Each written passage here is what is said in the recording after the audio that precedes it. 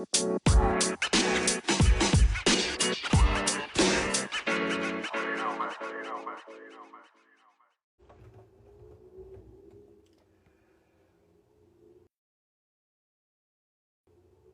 noite, boa noite, boa noite. Bem-vindos a mais um PC, Diálogos e Afetos. E nesse dia a gente vai conversar um pouco sobre possibilidades de afetos fora do padrão branco, hétero e cis. Nosso convidado vai ser o Kevin Martins, assistente social.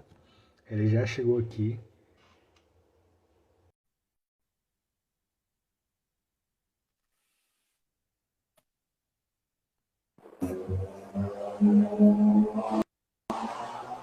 Ei, Kevin, tudo bom com você? Joia, boa noite.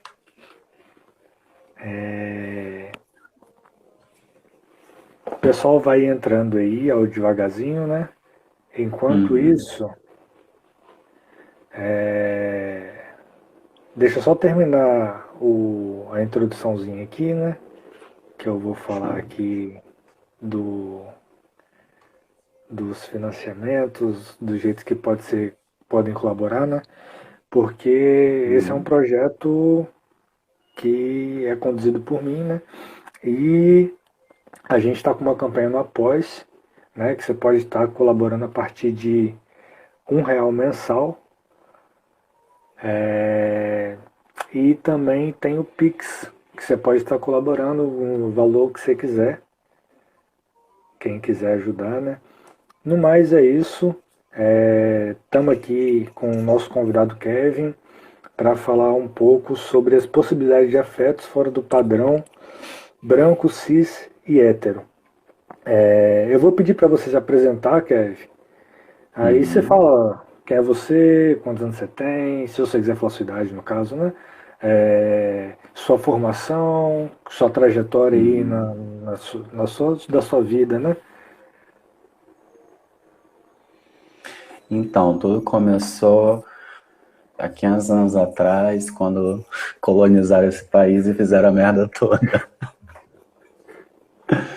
Mas olha só, eu sou nascido no Nordeste, né? Fiquei lá até por volta de uns 10 anos, aí por questões da família, a gente vem parar aqui no Espírito Santo, né? E mais à frente eu vou usar isso um pouco também, né, na nossa conversa.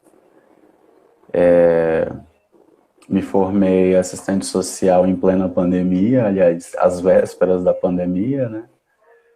Antes eu tive a oportunidade de ficar 2 anos, né, lá no Hospital das Clínicas, né? E eu trabalhava em dois programas de saúde, né? 2 programas do SUS, a propósito, para não perder a oportunidade de viver o SUS. Um era de oncologia, né? E o outro é o processo transexualizador do SUS, né? A partir daí eu tive muita carga, né? Muito conhecimento, assim, coisas realmente definiram quem eu sou hoje, né? Trabalhar com a população de pessoas transexuais, né? Eu tô com 29 anos e por enquanto a minha apresentação é essa, né?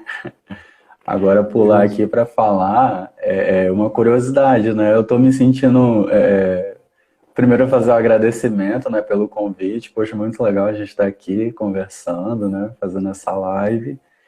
E além da honra do convite, né, eu também estou me sentindo muito honrado de ter percebido lá pelo seu feed que eu sou o primeiro convidado seu que não é da área da psicologia ou da psicoterapia, né?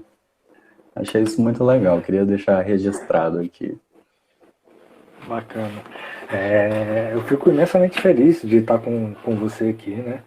A gente tem somado bastante aí junto no grupo de homens, né? Foi a partir desse Uhum. grupo que a gente se conheceu, né?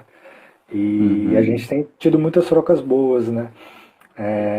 E eu acho que a gente, assim, né? Eu pensei que seria interessante expandir para além de psicólogos, né? No sentido de que o assistente social, né? A gente trabalha muito em conjunto, né? Na assistência pública, né? No serviço de Uhum. assistência, né? O psicólogo e o assistente social têm muito trabalho em conjunto, né? Então acho que poderia, né, expandir para a gente trazer esses diálogos para além dos psis também, né? Mas que Legal. vai envolver toda essa questão da vida também, né? Uhum. Para quem não me conhece, tá chegando aqui pela primeira vez, meu nome é João Otávio, eu sou estudante de psicologia da UFES, sou criador, apresentador desse podcast, que está acontecendo por meio das lives, né, aqui no Instagram. É, eu faço parte do grupo Masculinidades, que é um grupo de homens, um grupo terapêutico de homens, que acontece quinzenalmente nas quartas-feiras. Então, se você é homem ou conhece alguém, homem, que, que você possa indicar para participar desse grupo, vai ser muito bem-vindo e acolhido.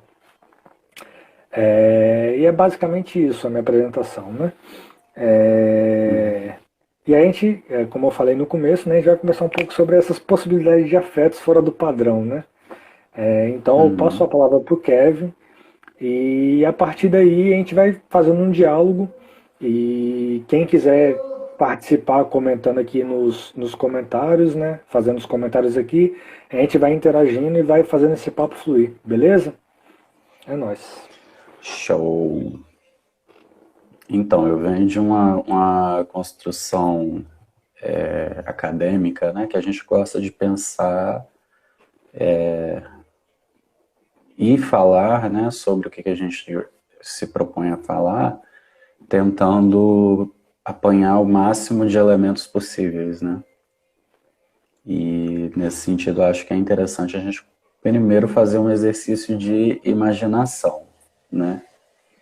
A criança, aliás, nem é criança ainda, né? Vamos falar de modo bem biológico, né? O embrião tá lá, a mãe descobriu que está gestante, tem um embrião, né? Uma das primeiras preocupações sobre esse embrião que nem foi gerado ainda, qual que é o sexo, né? Aí essa criança nasce, se nasceu menina, aí os pais já vão se preocupar de meter um brinco, botar uma roupinha rosa, se nasceu menino é uma roupinha azul, né? Aí tem até aquela célebre, porém trágica fala da nossa sinistra dos direitos humanos, né? Que menino veste azul, menina veste rosa, e por aí vai, né? Aí nasceu a criança, menino vai para um lado, menina vai para outro. A sociedade já tem uma predestinação do que meninos gostam, do que meninas gostam, né? Que são coisas distintas. E aí menino não pode gostar do que menina gosta, né? E vice-versa. E aí nos tornamos adolescentes, um vai para jogar futebol, o outro vai para jogar vôlei, né? Lá na quadra, na hora da educação física. Então, assim, trazendo isso para a imaginação, né? O que eu estou querendo dizer? O ser humano, né, ele nasce e ele já nasce, antes de nascer, né, só de se saber da existência dele, ele já é preso, né, em diversos padrões que são, desculpa, que são socialmente construídos, né, do que é ser homem, do que é ser mulher, né, e isso está tudo muito embasado na genitália, né. O sexo biológico, ele não é homem, sexo biológico homem ou sexo biológico mulher, né? O sexo biológico ele é masculino ou feminino. Aí a gente recorre ali, dá um pulinho, né? Que não se nasce não se nasce mulher, né? Torna-se mulher, né? Então é isso, né? A gente vai sendo construído, nossa mentalidade, né? A nossa estrutura social vai sendo construída em cima de diversos padrões, né?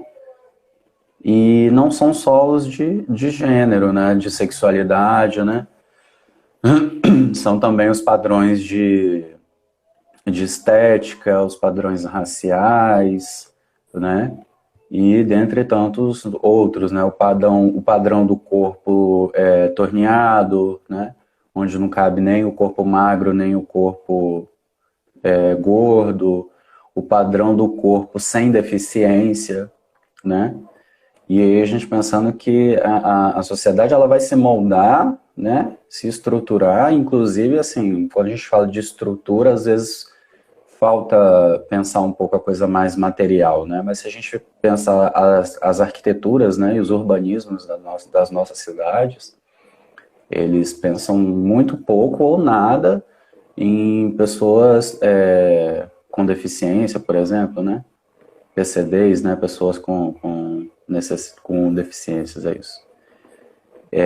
Então, esses corpos, eles não são pensados. Então, à medida que eles não são pensados, é como se a sociedade estivesse dizendo, não te cabe. Esse espaço não te cabe. Você não cabe aqui, né? E aí são os PCDs, são os corpos gordos, né, por exemplo,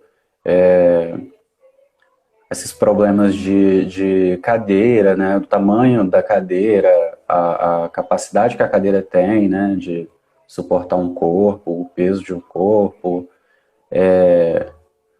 E aí nisso que a gente exclui, né, uma modalidade que é considerada a diferente, né, a gente vai sempre, eu digo a sociedade, né, a sociedade vai sempre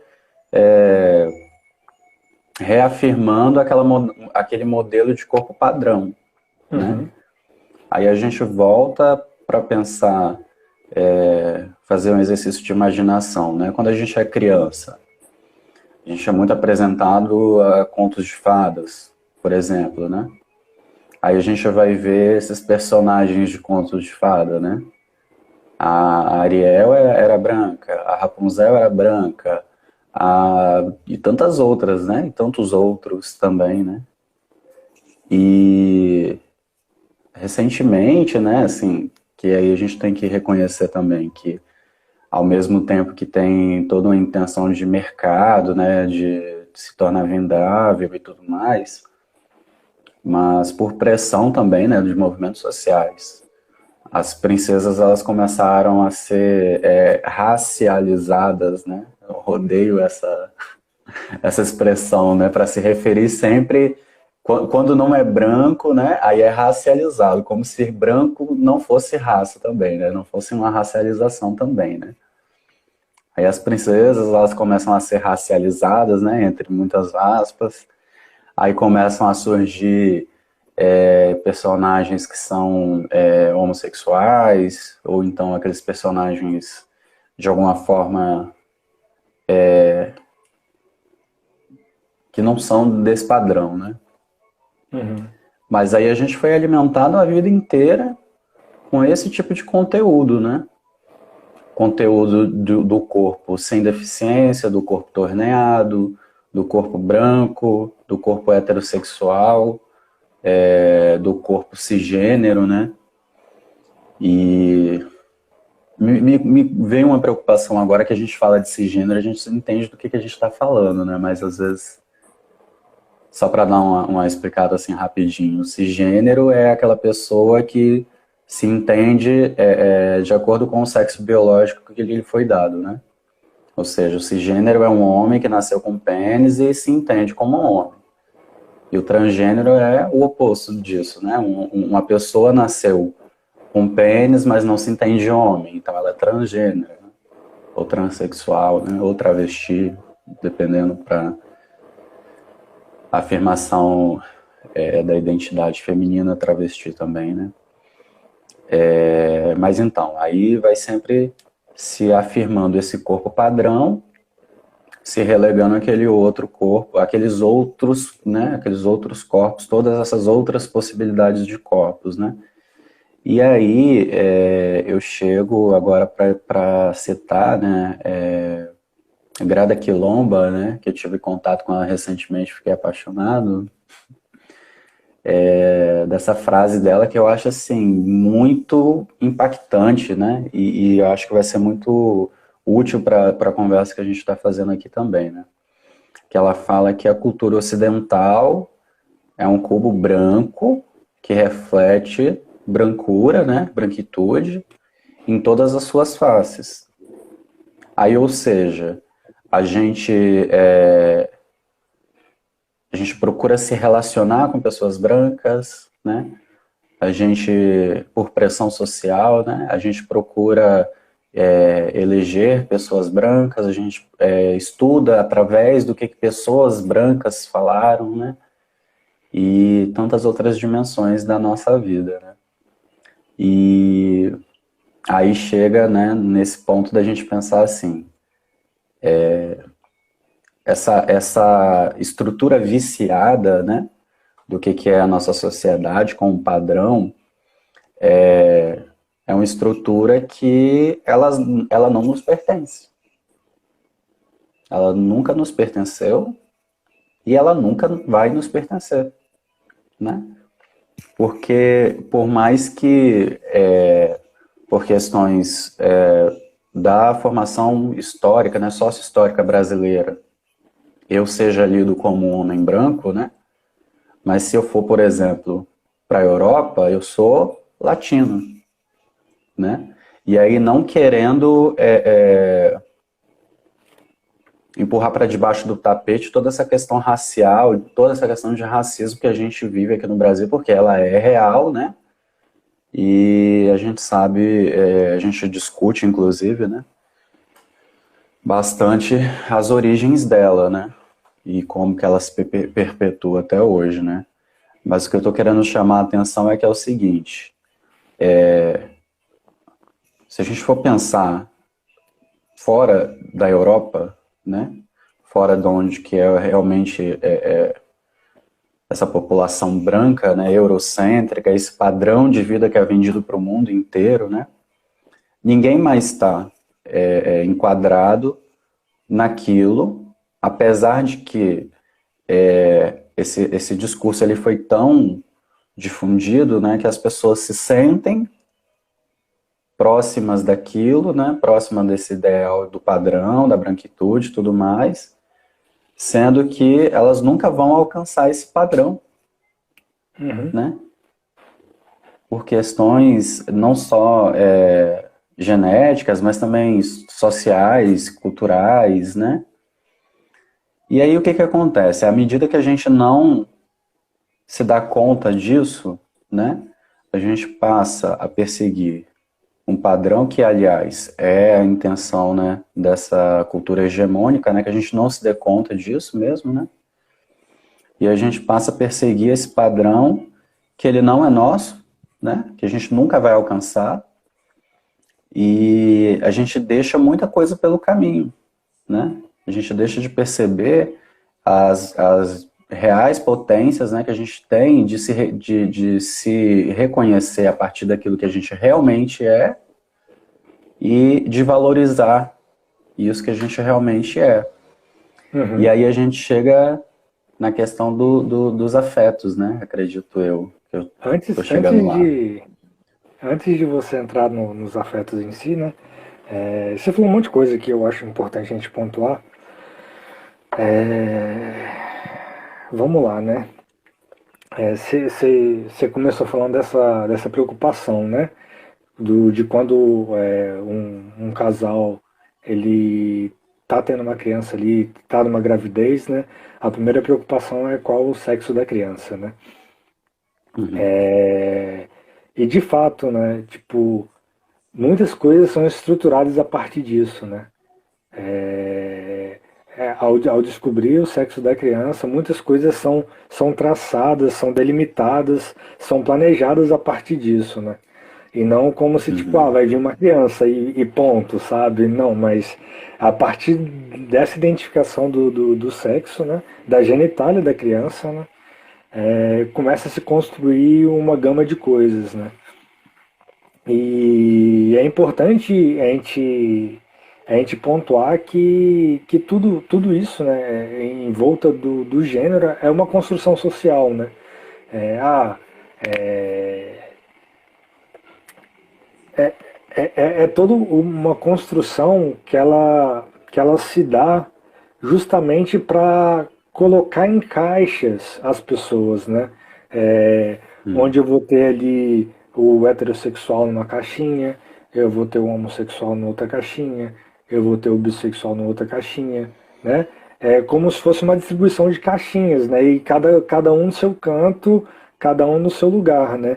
E por conta disso, dessa criação social, né, se cria também uma padronização, né, daquilo que seria o ideal, seria o, entre aspas, correto, né? Uhum. É, O e, desejável. e a partir disso a gente desdobra para muitas coisas, né? A partir dessa escolha social de alguns que é imposta para todos, né? Aí esses alguns, né? Uhum. É uma parcela da população que detém o poder, né? Aí você estava falando dessa questão, né? Dessa certa Europa, né? Que a gente vive se espelhando nessa certa Europa, nessa certa América do Norte, né? No caso dos Estados Unidos, né? Sempre é um espelho vindo de lá, né? De lugares Uhum. brancos, de lugares onde as pessoas cis, héteras, principalmente homens, né, são os detentores do poder, são os detentores de criação dessas leis, de regimento do país, né? São essas pessoas que têm o dinheiro também, né? E não à toa que eles criam essa padronização, né? Eu lembro Uhum. que semestre passado eu estava lendo um texto, era na disciplina de História da Psicologia do Brasil, né? Que falava sobre a patologização do Uhum. homossexualismo, né? No caso do Uhum. texto era isso mesmo, né? Homossexualismo, né? É uma palavra errada, sabemos disso, mas lá no texto falava sobre essa questão. E de como esses homens brancos e cis, héteros, é, eles patologizaram aquilo que era diferente deles, né? Eles falaram assim, não, a gente é normal e aquilo que é diferente de nós é doença, Uhum. né? É, a gente essa construção vem a partir disso, né? Dessas pessoas que se dizem normais, como se fosse o certo, e a partir disso o resto é errado, o resto é doença, o resto é subcategorias, né? Subhumanos. Uhum. Deixa eu ver mais outra coisa aqui que você falou. Tá, você falou dos contos de fadas, né? Que eu acho que é um ponto importante Uhum. também pra gente tá frisando aqui, né? Que a gente tem essa construção, né? A partir disso, né? Dessa população, desses homens brancos, né? Que criam histórias, que criam as regras, que criam as leis, né? Começam a surgir contos infantis, começam a surgir propagandas, começa a surgir uma série de coisas que vai estereotipar o padrão, que vai dizer que isso aqui é o padrão, isso aqui é o certo, e vocês têm que ser isso aqui. Vocês têm que chegar nisso aqui. Uhum. Quando, na verdade, a gente despotencializa a vida, né? A gente quer colocar todo mundo numa mesma caixinha, que todo mundo siga essa mesma caixinha, enquanto a gente tem uma liberdade de vida, né? E essa liberdade de vida, ela é fluida, né? Ela vai para além de enquadrar as coisas numa caixinha, sabe? É, Outro ponto importante que eu anotei aqui, né? Você tinha falado dessa questão do latino branco, né? No Uhum. caso, aqui no Brasil ser lido como branco, mas fora do Brasil ser lido como latino, né? E de fato, não tá errado isso, né? Mas aí, quando a gente faz uma leitura de Brasil, e isso até na live passada que eu fiz, que foi sobre branquitude, né? A gente falou disso também, né? Beleza que lá fora você é considerado latino, beleza que lá fora você é. Tipo, tá, pouco importa. Quando a gente vai fazer uma leitura de Brasil, não Uhum. importa o que que você é, se você é azul, se você é bege, se você é o dourado lá fora. Se aqui no Uhum. Brasil, é, na conjuntura de Brasil, as pessoas brancas elas têm um certo privilégio, elas têm Sim. uma série de coisas que vai ser desencadeada porque ela é branca. Mesmo que lá fora ela Uhum. seja considerada latina, mesmo que lá fora ela seja considerada negra. Porque, por exemplo, nos Estados Unidos, a leitura de uma pessoa negra basta que ela tenha um ascendente, né? É um ascendente negro. E ela pode ser o mais branca que for, mas se ela tem um ascendente negro, ela é negra nos Estados Unidos. Isso é uma leitura dos Estados Unidos. Mas essa leitura para o Uhum. Brasil não cabe. E por aí Uhum. vai, né? Então, tipo assim, é, é compreensível que a gente faça essas distinções, e tem essas distinções, porque cada realidade é uma realidade, né? Mas quando a gente fala de Brasil, a gente tem uma realidade muito particular, muito peculiar, muito exclusiva, que é diferente de tudo que Uhum. aconteceu no mundo, né? Uhum. E por fim, a gente tem toda essa questão desse padrão que é empurrado pra gente, esse padrão que é empurrado nas mídias, nas propagandas, no próprio Instagram aqui, que é sempre empurrado pra gente, né? A gente tem. A gente tem Instagram é a porta do inferno. A gente tem um algoritmo que ele potencializa pessoas brancas, né? Uhum. Mas por que existe tudo isso, né? É porque existe um sistema financeiro, um sistema de produção, né? Que é o capitalismo. E Sim. vender esse padrão dá dinheiro, né? Vender esse Uhum. padrão dá dinheiro, né? Então é complexo quando a gente pensa é, nessas possibilidades de vida fora desse padrão, né? Porque a Uhum. gente, a gente vive a todo instante é massacrado por um padrão específico, né? A gente tem, graças à internet também, a internet ela tem esses do lado bom e o lado ruim, né? Graças à internet, a gente tem uma potencialidade de encontrar pessoas fora desse padrão para a gente se espelhar, né?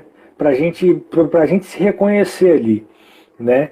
E Uhum. eu acho que aqui a gente começa a entrar na dimensão do afeto, né? Que você estava entrando antes, que Uhum. eu te interrompi para trazer todas essas pontuações, né? Mas que é a partir dessa identificação com algo, com alguém que é parecido comigo, né? Com alguém que tem as vivências parecidas comigo, né?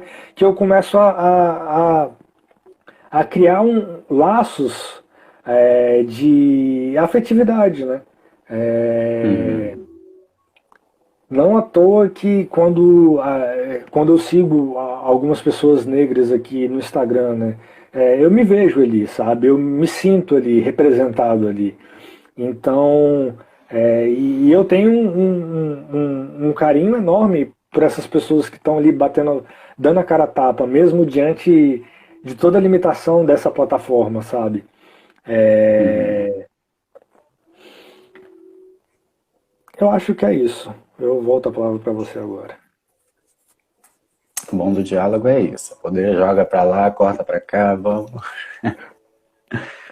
Então, João, eu quero voltar ali que você me chamou a atenção, a questão quando eu falei sobre que no Brasil eu sou lido como branco, mas, né, nos Estados Unidos ou na Europa eu seria lido como latino.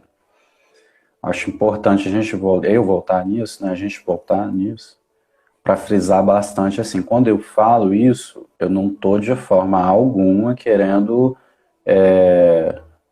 minorizar a situação do que é o racismo na sociedade brasileira, né? Não, A não, gente não esquenta sabe a cabeça com isso que... não.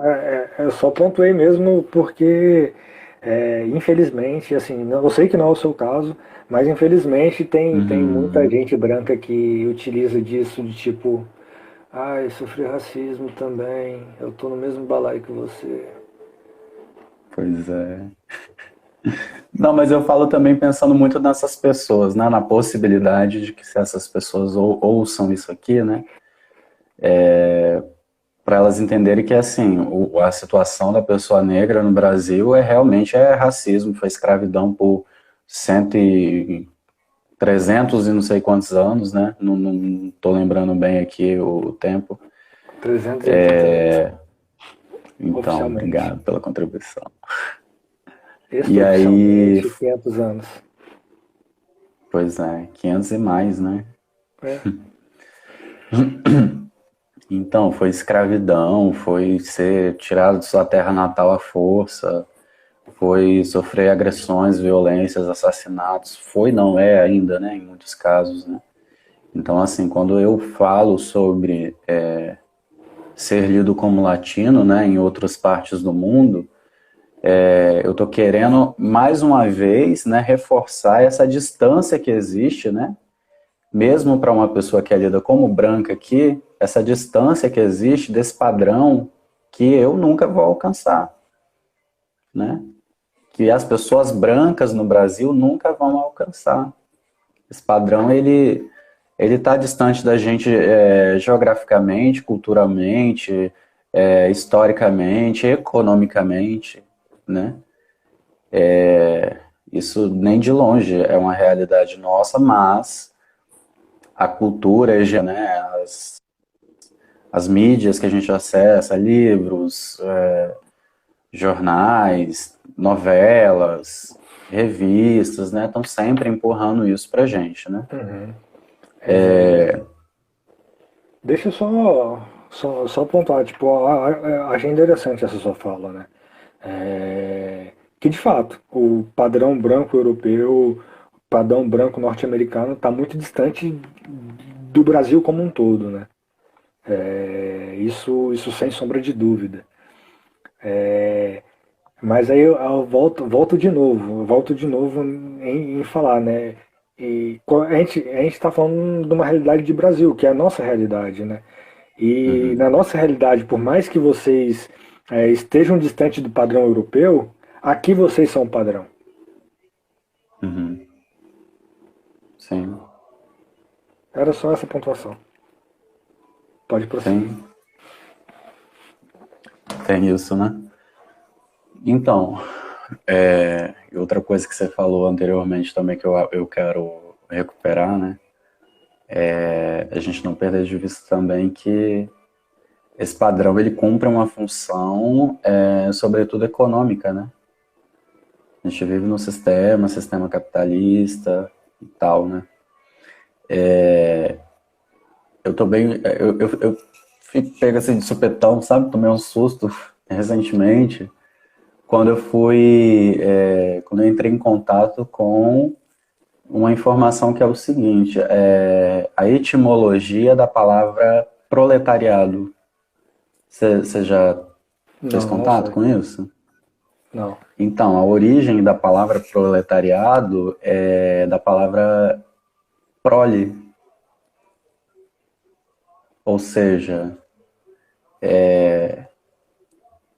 a gente vive num sistema literalmente de moer gente, né? E aí, quem desce abaixo desse moinho, primeiro a gente sabe quais são esses corpos, né? As cores, os formatos, né?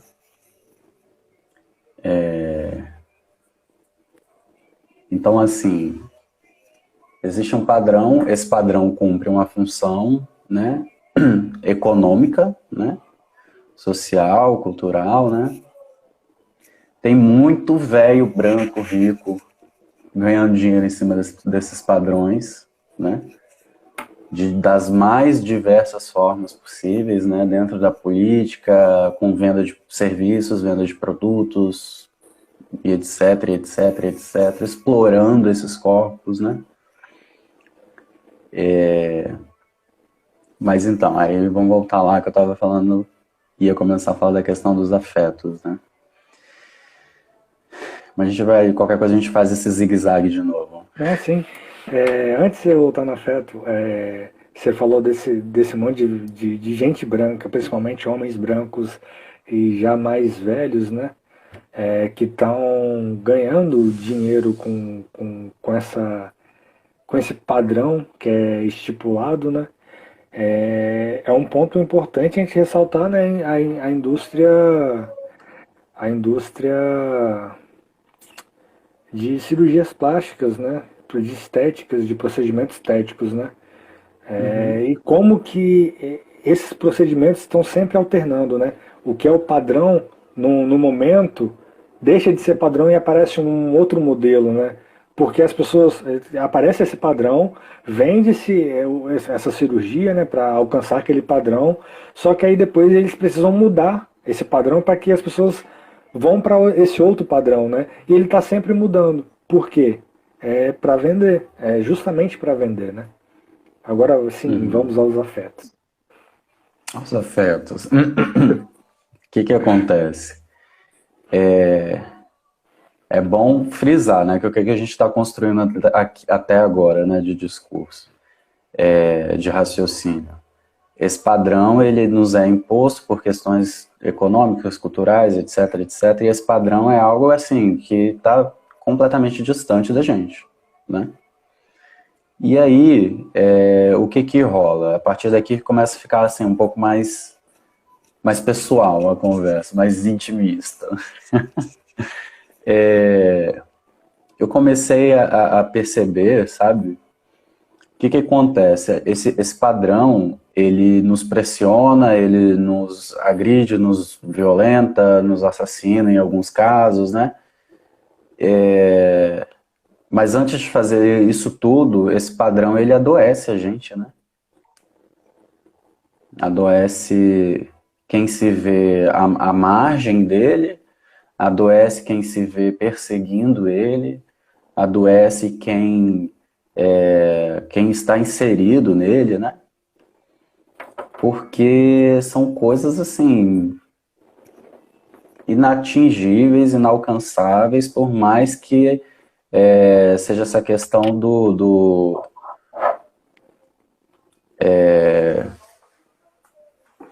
essa questão do que é o padrão, né? E quem está mais próximo dele, isso mesmo quem está ali dentro, inserido nisso, né? Também está muito distante da realidade. A gente estava fazendo essa discussão quarta-feira, né? Que a gente tem como um corpo padrão de mulher, por exemplo, né? As bonecas Barbies. Aquele corpo, ele é fisiologicamente impossível. A mulher, para ter uma cintura daquela estreiteza, algum colega nosso lá falou que ela tinha que ter 10, sei lá, 3 metros de intestino grosso a menos, né? Então, assim, esse padrão, ele adoece, num modo geral, porque também é função dele adoecer, né? Que aí nisso ele vai começar a movimentar outras indústrias, né? Só para ressaltar uma dessas indústrias que ele movimenta, os fármacos, né, de ansiedade, depressão, né, por aí afora. E aí quando a gente se vê perante a esse... Te intimizar de novo, né, quando eu me vejo, né, refletindo perante a esse padrão que adoece, eu começo a refletir que devem existir outras possibilidades, né? Tem que existir, Eu acho né? que não é. E aí eu comecei a entender, assim, primeiro, né? Primeiro de tudo, para a gente pensar as possibilidades fora disso, né? que, como a gente já veio construindo aqui na argumentação, né, isso tudo foi construído, socialmente construído, né? O homem branco como centro do mundo, né? O homem rico que determina os rumos da humanidade. Foi tudo socialmente construído. Então, o que a gente está querendo afirmar quando diz que isso tudo foi socialmente construído? Primeiro, que antes dessa construção existiram outras possibilidades, né? E que se foi construído, pode ser reconstruído, né? Eu diria pode ser destruído para fazer algo do zero. Destruído é uma ótima, ué. Vamos matar os velhos brancos, todo rico. Ai, não pode fazer apologia de assassinato aqui, não. Eu tô em live no Instagram, gente.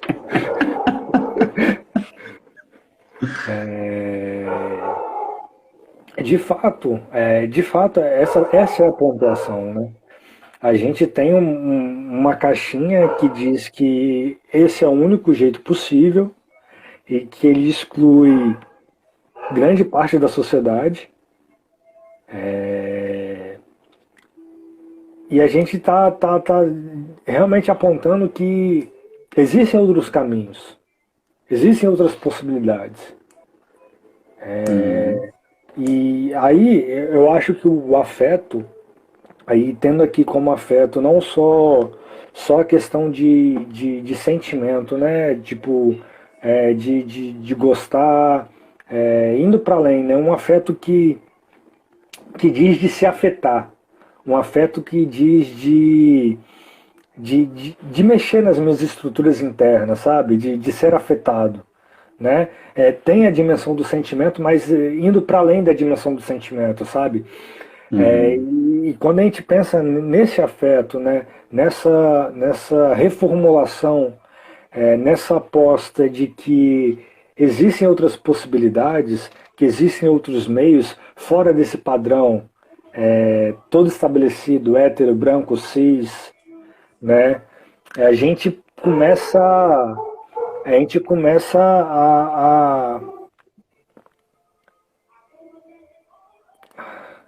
deixa eu ver uma palavra que possa encaixar aqui, mas a gente começa a entender, não era entendendo, mas a gente começa a entender que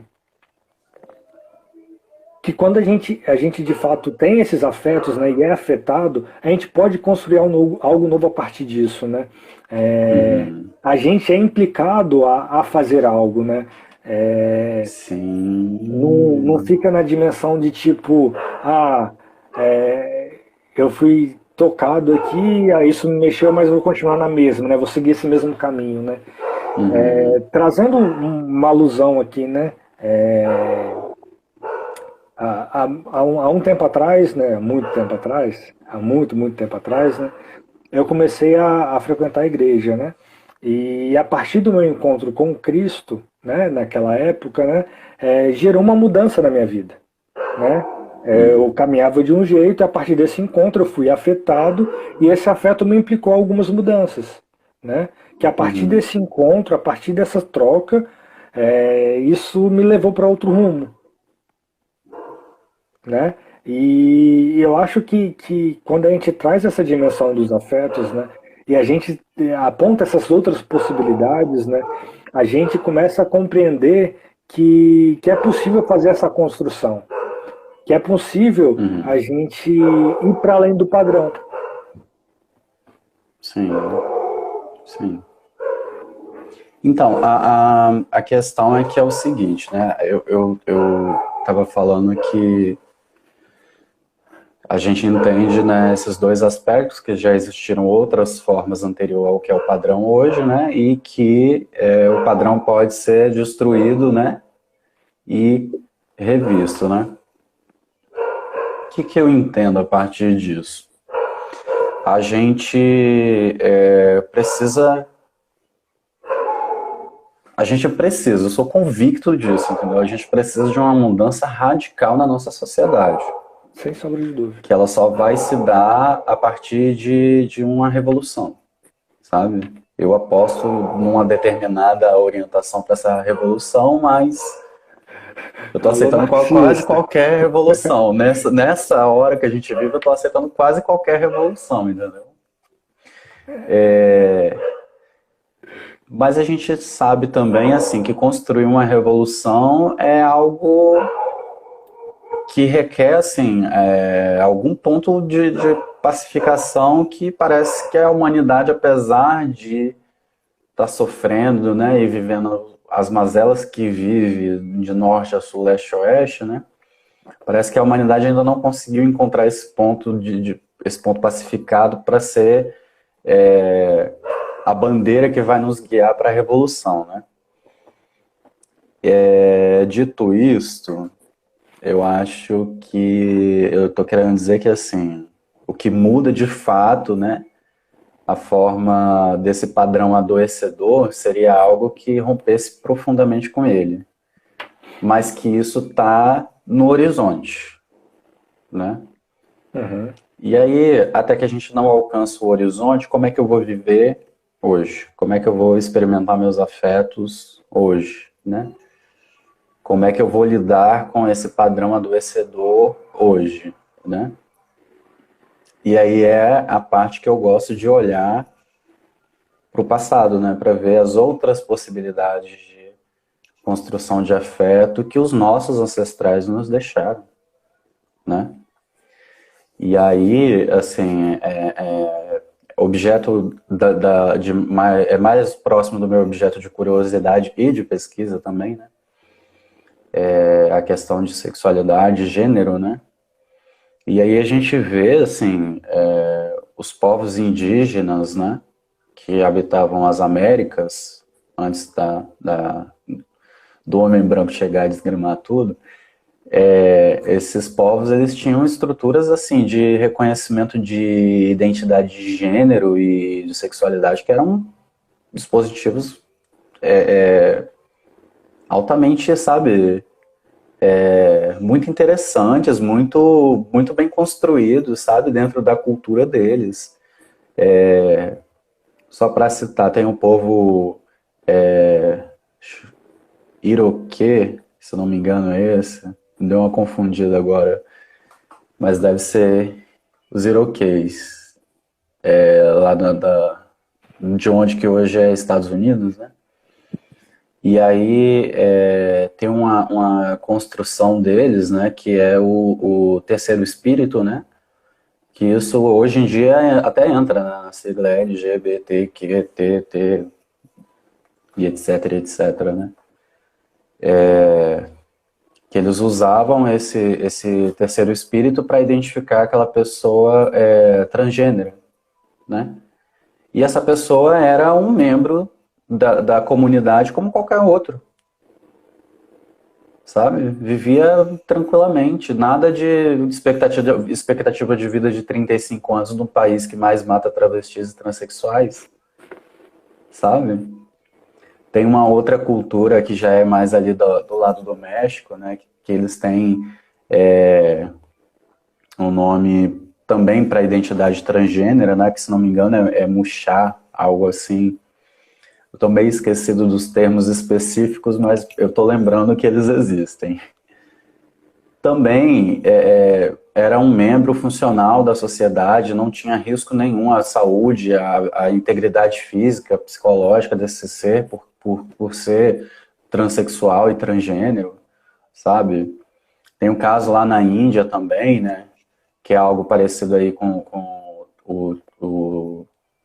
o dois espíritos, né? Da cultura iroquê, que lá eles chamam de terceiro gênero, né? Que essas pessoas de terceiro gênero, né, que em sua maioria são mulheres transexuais, né, transgênero, eram vistas como divindades dentro da cultura deles. E aí o que aconteceu? A Grã-Bretanha foi colonizar a Índia, né? E aí hoje em dia essa condição que era vista como divina são mulheres que vivem na rua se prostituindo, sabe? Mais uma vez, o homem branco estragou tudo, né? Como sempre fez. Então é isso, sabe? Eu acho que existem possibilidades que os nossos ancestrais nos deixaram, que a gente pode tentar remontar elas, né? Para tentar fugir desse padrão adoecedor e viver isso no hoje, enquanto a gente tem uma revolução mais radical, mais profunda em tela, né? E não posso deixar de citar também, né, que a gente citou na nossa conversa quarta-feira, né? Outra tecnologia que eu acho sensacional para a gente pensar essa coisa das possibilidades do afeto, que é o aquilombamento, né? Porque, assim, isso não é algo que a gente vai fazer, né? Essas possibilidades, é bom deixar demarcado isso que eu deveria ter falado no início, né? Mas agora que eu estou lembrando, eu vou falar.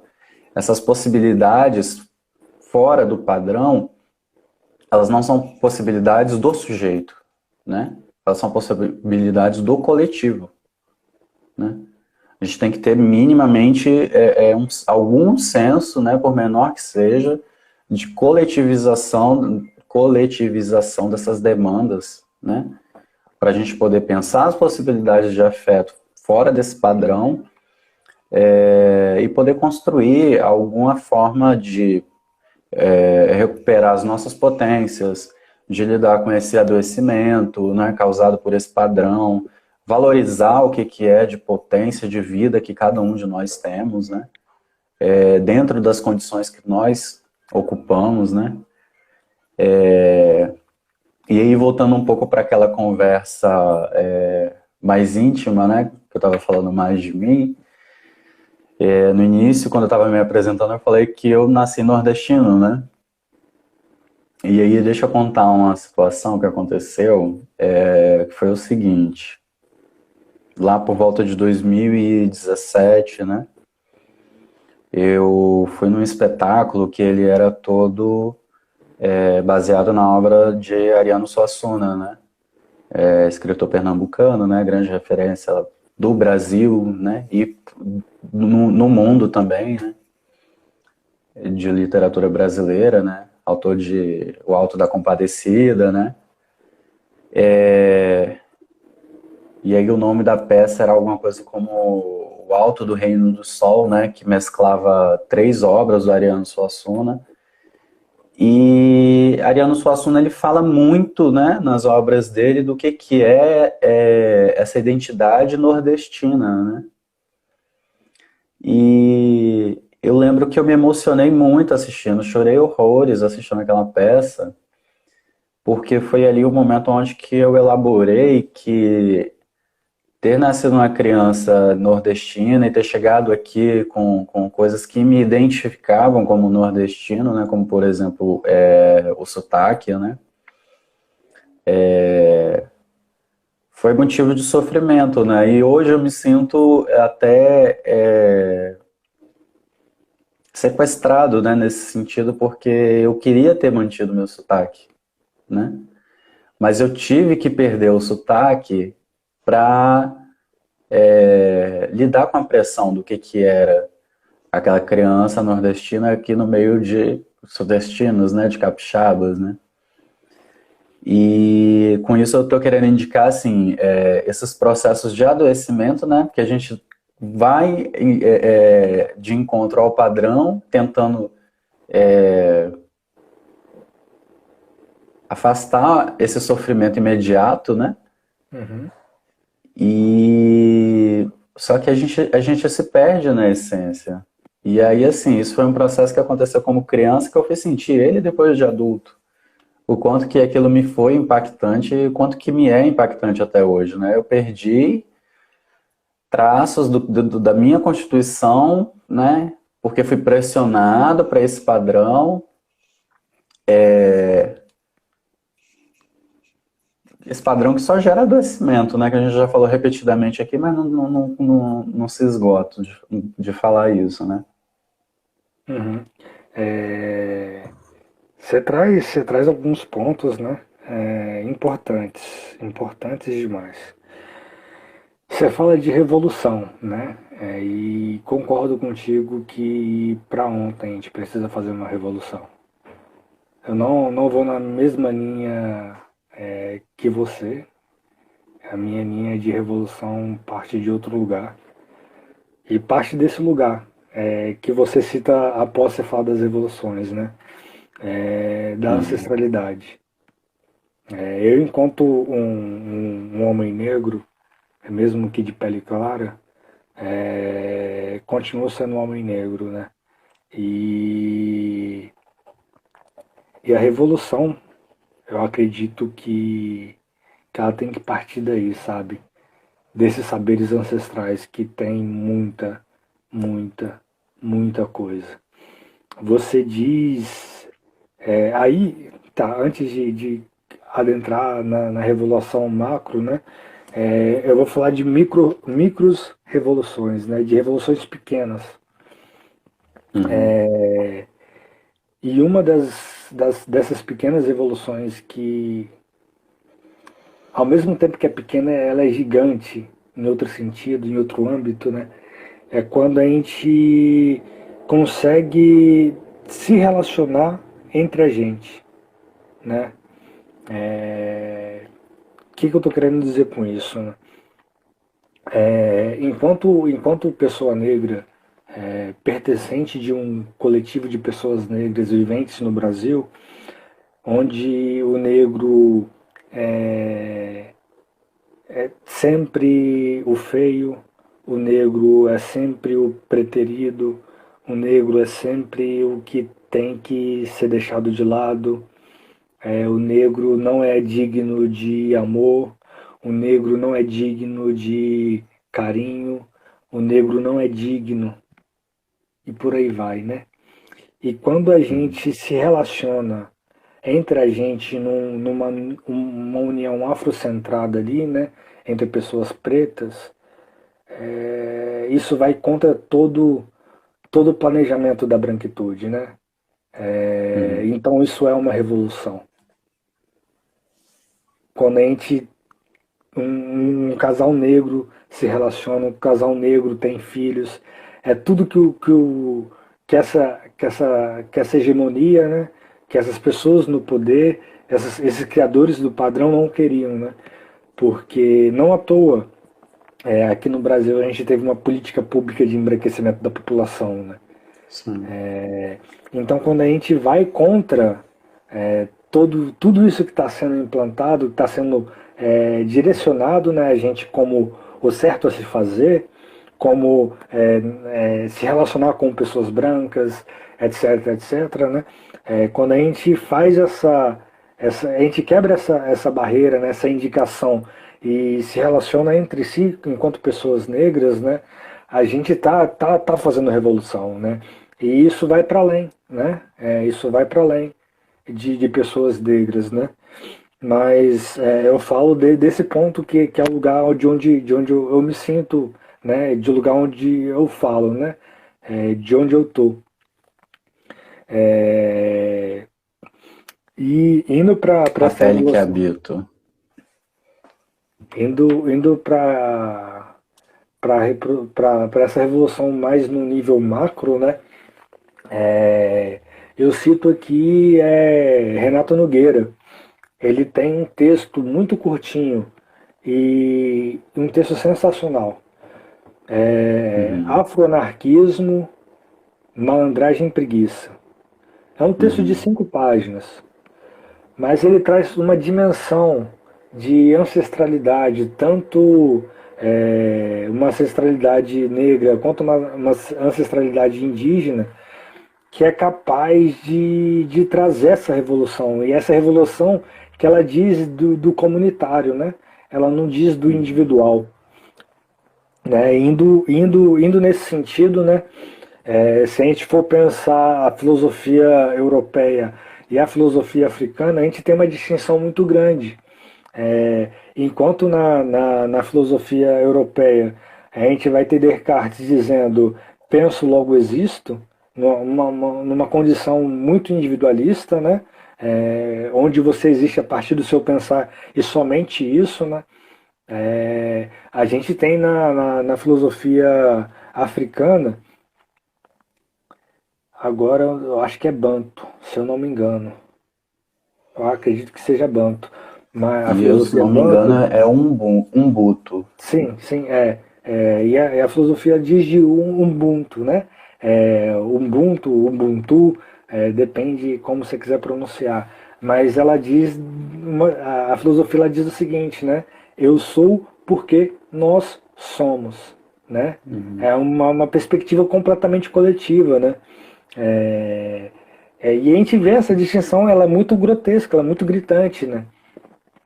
Então eu aposto numa revolução mais nesse sentido, né? Da gente trazer essas tecnologias ancestrais para dialogar agora, né? Porque é com essas tecnologias que a gente vai conseguir ter um mundo que é um mundo sustentável, um mundo que dê para a gente viver, né? Porque no mundo que a gente vive Uhum. agora com o capitalismo, é um mundo que está fadado ao fim. É um Sim. mundo que está fadado ao fim. É, Não à toa, aí eu vou cutucar além, né? Não à toa que, eu acredito que foi hoje, se não foi hoje, foi ontem, que, que abriu aí turismo no espaço, turismo espacial, né? Que teve algumas pessoas que foram para o espaço, né? Que não são astronautas nem nada, são turistas, né? E quanto tempo a gente não vai ter pessoas querendo ir explorar Marte para pensar na possibilidade de morar em Marte, né? E extrair os recursos de Marte, né? Como extraíram os recursos das Américas, de África, de Ásia, né? Então, é pensar nesse sentido porque a gente tem uma sabedoria indígena que diz de uma preservação, né? Que diz de um não consumismo desenfreado, né? Ela diz de fato de consumir aquilo que é necessário, né? No Uhum. texto do Nogueira, né? Ele fala da tecnologia da preguiça, né? Que ela foi utilizada, que ele subverte, né? Essa lógica da preguiça, né? E ele diz dessa tecnologia como alguém que vai fazer aquilo que é necessário para viver bem ali, sabe? Eu faço o meu trabalho, aquilo para mim, para a comunidade, e depois eu vou ali para a rede descansar. Eu não preciso me matar de trabalhar. Eu não preciso trabalhar 12, 13, 14, 15 horas por dia para ter um sustento minimamente digno, né? Pelo contrário, né, a tecnologia da preguiça ela diz de fazer aquilo que é necessário, somente o necessário, e poder aproveitar o resto do dia. Sim. Né? Olha como é que a gente subverte toda essa lógica do capitalismo com uma tecnologia que a gente aqui em Brasil, né, aqui em Pindorama, já existia, né, que é Sim. utilizada Sim. pelos indígenas, né? É, E a gente pode ir para muito além, sabe? A gente tem muito a explorar dessas tecnologias, né? De utilizar, de resgatar, para de fato implementar, para a gente conseguir de fato, né? Uma vivência mais digna, mais afetuosa, mais harmônica entre a gente e entre o planeta, né? Sim. Sim. Não dá para deixar de equacionar junto com o que tem acontecido com a natureza, né? Com o planeta, né? A gente sabe que o planeta está sendo explorado à exaustão, né? E eu acho que esses últimos anos que a gente vive, isso está ficando cada vez mais evidente, né? A gente está vivendo uma pandemia de um vírus que foi retirado lá das profundezas de onde que ele habitava, né? Justamente por essa exploração desenfreada da natureza, né? Mais recentemente, se a gente acompanha aí as notícias, né? Canadá, o Canadá que está lá colado com o Polo Norte, eles estão vivendo uma onda de calor de 40 e poucos, 50 e poucos graus agora no verão. A Europa está vivendo inundações, né? Agora no verão, ondas de calor também, Ou seja, isso tudo é resultado dessa exploração desenfreada, né?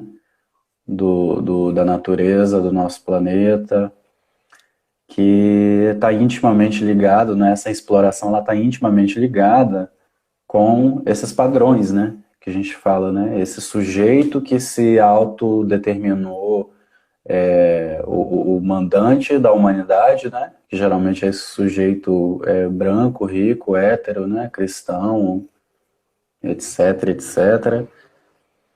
E que aí ele vai consumindo avassaladoramente tudo que vê pela frente, né? Pessoas, naturezas, países, né? Como a gente já viu em diversas situações da história, né? Que você citou agora há pouco, que aconteceu na Ásia, na África, nas Américas. E é bom a gente pensar assim, pensar e identificar, né? Que a gente tem perspectivas de revolução que são diferentes, mas eu acho que elas ainda estão num campo do dialogável, né? A minha, a minha perspectiva, né? A perspectiva que eu acho que me interessou mais para a gente romper com esse padrão, né? Ela diz muito, principalmente de três coisas, que aí até dialoga um pouco com a sua perspectiva, eu acredito, né? Que ela diz muito do que, primeiro, a gente não deveria ter homens possuidores. A propriedade privada ela não deveria existir, né? Ninguém deveria possuir nada, né? Outra coisa a forma como que a gente se constrói enquanto sociedade, ela não deveria ser a família nuclear, né? Papai, mamãe, filhinhos, né? E aí a gente sabe que na nossa ancestralidade as crianças eram criadas em coletivo, né? A gente sabe, por exemplo, que os indígenas, um indígena aqui do Espírito Santo e um outro lá, sei lá, no Amapá, eles se identificam como parentes, né? Então, existe na nossa ancestralidade esses dispositivos e essas práticas, né? De em vez de ser mamãe, papai e filhinhos, eram as crianças da comunidade, né? E dentro da minha perspectiva também tem outra coisa que a gente gostaria de combater, né, de destruir, que é a questão de como que a gente se organiza a partir de um Estado, né? O Estado é outra coisa a ser combatida na perspectiva que me orienta, né? Uhum. Então são essas três coisas, né? Romper com a propriedade, romper com a estrutura de família, né? Que o padrão nos exigiu, né? E aí eu vou me alongar um pouco aqui para recuperar uma fala de antes, né? Que eu falei que proletariado tem a ver com prole, né? E o principal produto dessa família para o capitalismo são suas crias.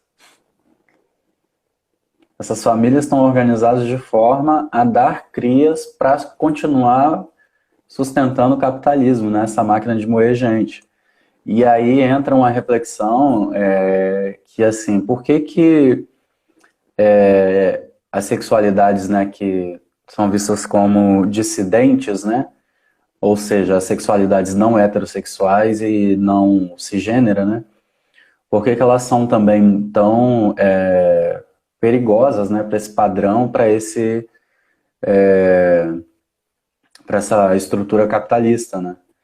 Porque se as pessoas começam a se relacionar de modo que elas não vão dar mais cria, né, para esse sistema, elas não vão mais gerar prole e, por consequência, não vão gerar proletariado para esse sistema ele rui, ele cai, né? E aí, assim, eu acho que já é uma discussão que precisava de uma minissérie, não era só uma live, não. Uma minissérie para a gente fazer ela, de pensar assim, as pessoas que optam por não ter filhos, por exemplo, isso também as torna fora desse padrão, né? Elas também sofrem é, pressões sociais, né? A mulher, sobretudo, né? Porque a função social da mulher dentro do capitalismo é basicamente ter filhos, né? Por mais que essa revolução, essa luta, né, dos feminismos, né? Ela tenha avançado em diversos aspectos, mas ainda não conseguiu descolar essa função de reprodução da mulher, né? Uhum. Então, assim, eu acho que tem muita coisa, né? Eu vou fazer meio que uma fala final, mas não é querendo terminar o diálogo, não, né? Mas é para fazer um apanhado do que eu estou falando aqui, né? Que assim, existe o padrão, esse padrão nos adoece, mas existe assim um multiverso de possibilidades da gente ser, estar e conviver, né, nessa sociedade, né, nessa existência, né, que são fora do padrão. E se a gente fosse pensar assim, na verdade, o padrão, ele é a margem, né? Porque ele atende a um grupo tão pequeno, né? Que não dá para dizer que ele tem toda essa capacidade que as mídias nos fazem acreditar que ele tem, né? Uhum. Na verdade, o que tem capacidade, o que tem potência é você com sua experiência de homem negro, sou eu com minha experiência de homem gay, é a nossa colega com a experiência dela de mulher lésbica ou mesmo assim mulher heterossexual, né? Essas são as reais potências que a gente tem.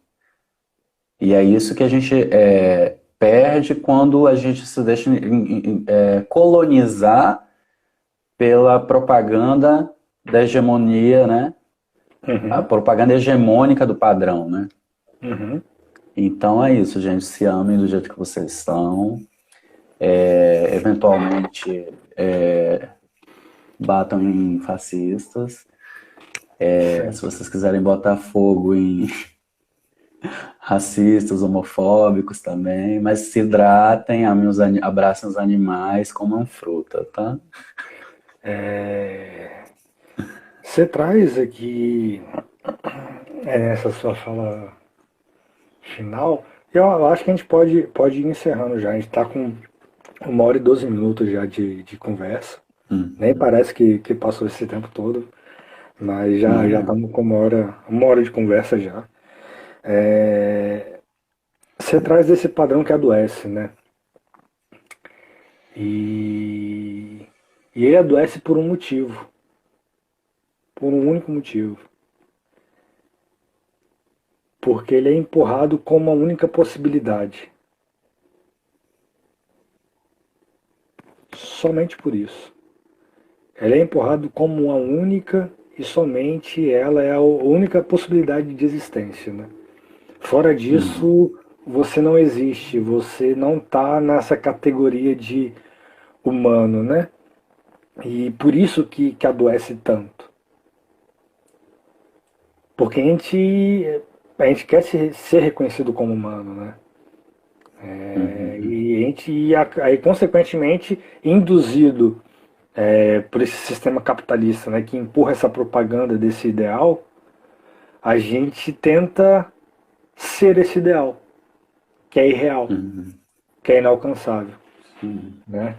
É, e, e contrariando, né? Você falou dessa potencialidade na diferença, né?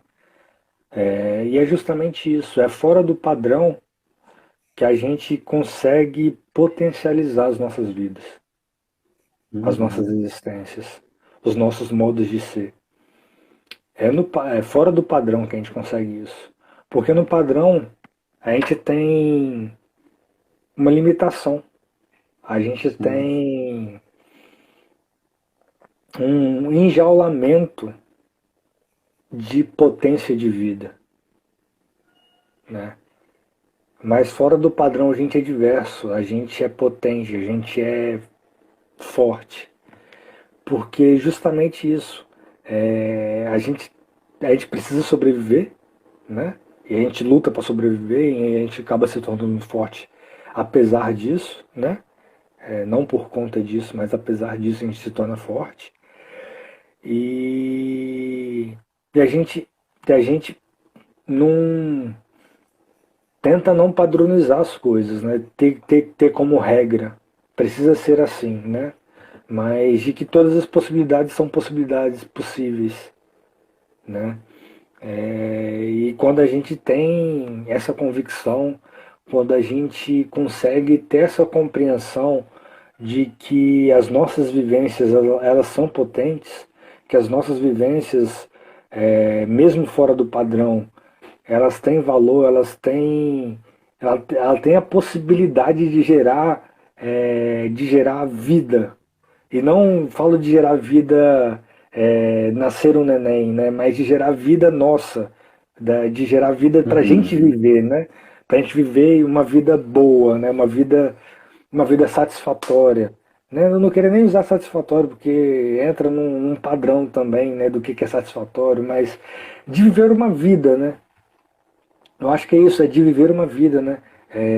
Quando a gente tem essa consciência de que a nossa existência ela é potente e a gente busca potencializar ela, a gente consegue gerar uma vida, a nossa vida, a vida dos nossos semelhantes, né?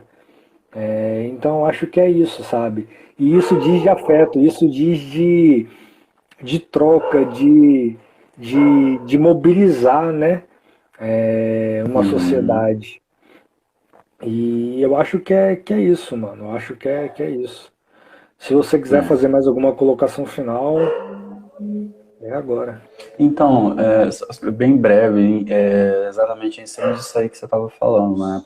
A partir daquele momento que a gente começa a entender assim, não, peraí, eu tô fora desse padrão, mas eu tô aqui, ó, todo cheio das minhas propriedades, todo cheio da minha potência, todo cheio das minhas belezas e, sei lá, trejeitos e formatos, né?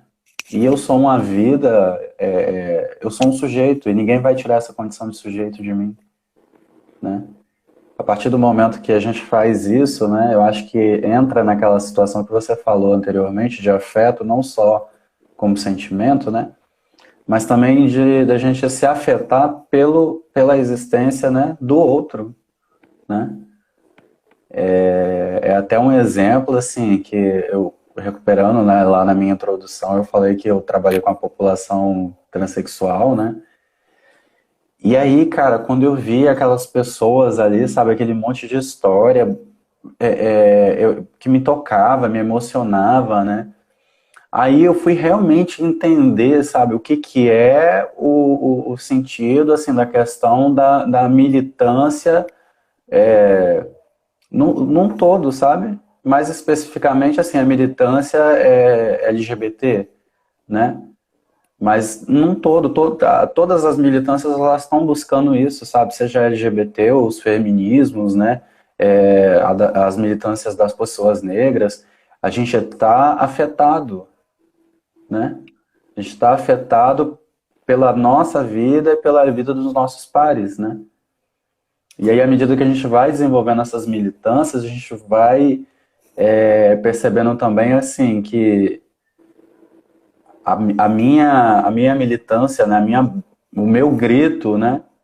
Ele se soma com as outras militâncias também, porque a gente vai se afetando também, além Uhum. dos semelhantes, dos pares, né? A gente vai se afetando também pelos nossos colegas de outras militâncias, né? Por assim dizer, né? Uhum. E eu acredito que isso exemplifica, né? Isso ilustra muito bem o que que é esse afeto na dimensão do afetar, né? Não do sentimento de afeto, né? E é uma possibilidade, mas é também uma atuação central, né? Quando a gente vai pensar afetos fora do padrão, né? É o de se afetar pelos pares e de se afetar por aqueles que talvez não são tão próximos, mas ainda assim são mais próximos do que a gente imagina, Uhum. né? E já encaminhando assim para o encerramento mesmo, né? Eu percebi durante a live alguns amigos meus que estiveram aí assistindo, dando uma força, queria agradecer a todos vocês. E aos nossos amigos em geral, né? Não só os meus, que assistiram aí durante a live. Obrigado, viu, gente? Vocês me afetaram. Eu desde já agradeço a todos que tiveram aqui, passaram aqui. Te agradeço também, Kevin, por ter aceitado o convite para a gente estar fazendo essa conversa. Eu acho que é importante, sabe? É, esse trabalho de trazer profissionais da psicologia, agora com você da assistência social, para conversar é um trabalho de extrema importância, porque a gente aborda diversos temas e temas que são relevantes, sabe? Temas que são importantes para a gente refletir, para a gente pensar e pensar junto, né? É, a gente não, pelo menos eu não estou aqui como alguém que vai trazer as verdades absolutas, né? Mas eu trago algumas verdades, alguns recortes de verdades, né? E não necessariamente vai ser uma verdade que vai perdurar para sempre, né? Ela pode ser questionada, ela pode ser indagada, ela pode ser conversada, né? Então, né, não é algo que está simplesmente ali como tido como verdade e acabou, né? Mas é uma construção que a gente está fazendo, né? Uhum. Enfim, né? Eu te agradeço, agradeço todo mundo. Volto a falar que a gente está com uma campanha no Apoia-se para que esse projeto prossiga dando continuidade, né? Antigamente eu dava aula de forró, eu não dou mais aula de forró por conta da pandemia. E eu estou tentando tirar um dinheiro a partir desse projeto, né? De fazer um dinheiro a partir desse Legal. projeto. E pode ser a partir da sua colaboração, né? Tem essa campanha no Apoia-se, que você pode estar colaborando a partir de R$ 1 mensal. Essa live vai ficar salva e vai estar no episódio, quando for publicado, na descrição, o link do Apoia-se, da campanha, né? E você também pode estar doando a qualquer quantia pela chave Pix, né? Tá aqui fixado, que é o e-mail, né? pcdiálogosafetos@gmail.com. Aí se você pode estar colaborando qualquer valor que você quiser colaborar. E é isso, mano. Tipo, estamos aí lutando, crescendo e fazendo as reflexões necessárias aí pra gente pensar a vida e poder viver uma vida um pouco melhor. Show. No mais é isso, então até a próxima e tchau, tchau. Tchau, obrigadão pela oportunidade.